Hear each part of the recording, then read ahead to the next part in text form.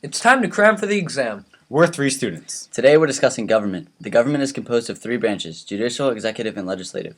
Each has a role in the way our government functions. That's right, Jordan, and today we're going to start with the Judicial Branch. And what does the Judicial Branch do? Well, Emerson, the Judicial Branch is all about the courts and other civil liberties. In our country, there is a dual court system, which means that our court system consists of state courts and federal courts. They work together to make decisions.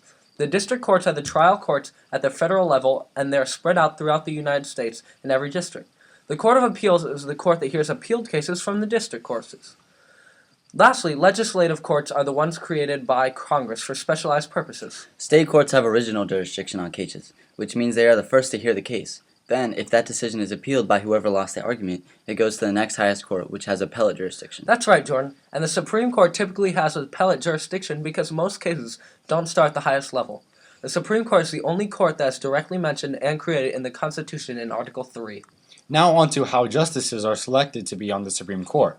What factors influence the decision on whether to appoint them? Well, first, the president appoints who he thinks is fit for the job, and that typically revolves around party affiliation since the president wants justices to be on his side of things.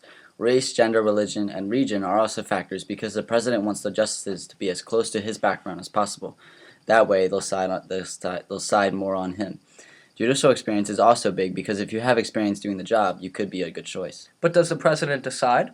No, the Senate confirms the presidential nominations in order to check the power of the president. The factor that the president uses may actually keep the nominee from getting the job because the Senate may be on a different side than the president. Very true, Emerson, and the president also appoints the justices for the lower courts, but he doesn't always have time to do that, so he lets the senators from the states of the federal court he's appointing to pick a judge for him. This is called senatorial courtesy. After a case is selected by the Supreme Court, they send a writ of certiorari to the lower court asking for the evidence collected by the original case hearing. This helps the Supreme Court make a decision because without original jurisdiction, they don't know all the details.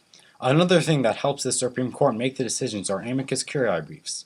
These are when people that feel strongly about one side of the case write to the court stating their opinion on how the court should rule. That's right, Emerson, and after this decision is made by a majority of judges, those judges write a majority opinion stating the decision and how they made it.